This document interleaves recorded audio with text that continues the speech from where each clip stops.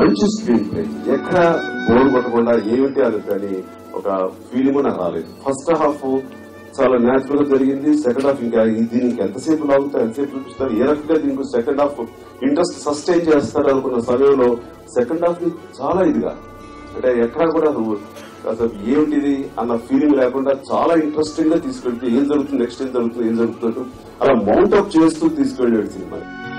Side లో చాలా serious issue తీసుకున్నా దాన్ని ఎంటర్టైనింగ్ గా అందరికీ అర్థం అయ్యేలా చేయడం అనేది అంతే ఈజీ కాదు, కానీ చాలా ఈజీగా అది ఈ పిక్చర్ లో చేశారు director.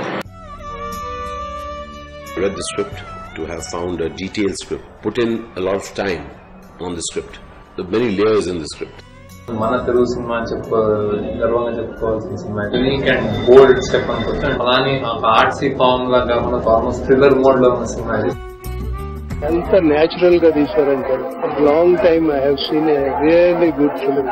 I think one of the coolest things that Ayodhya has been able to do with this film is, while dealing with such a sensitive subject matter, he's also been able to entertain us. చాలా difficult point tackle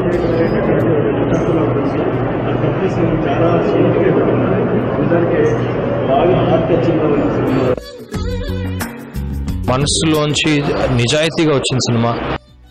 కొంతమంది blind people ని gather చేసి వాళ్ళని train చేసి వాళ్ళలో కూడా మంచి acting talent ఉందని నిరూపించి. This movie can be very sensitizing to the bureaucrats, young bureaucrats, but it can sensitize the public opinion. Regular సినిమాలు చూసి బోరు కొట్టి ఈ లవ్ స్టోరీలు వద్దురా బాబు అనుకునే రోజుల్లో మిణుగురులు అనే సినిమాని చూసాం. సమాజంలో మంచి సినిమాలు లేవు, చెత్త సినిమాలు వస్తున్నాయి, చాలా ఇన్సెన్సిటివ్ గా ఉంటున్నాయి, మానవ విలువలని దిగజార్చి వేస్తున్నాయి, మానవీయతను దెబ్బతీస్తున్నాయి, ఇవన్నీ మనం మాట్లాడుతున్నాం. కానీ మానవీయ విలువలకి ప్రతీకగా ఈరోజు మిణుగురులు చూస్తే మా పాత అనుభవాలు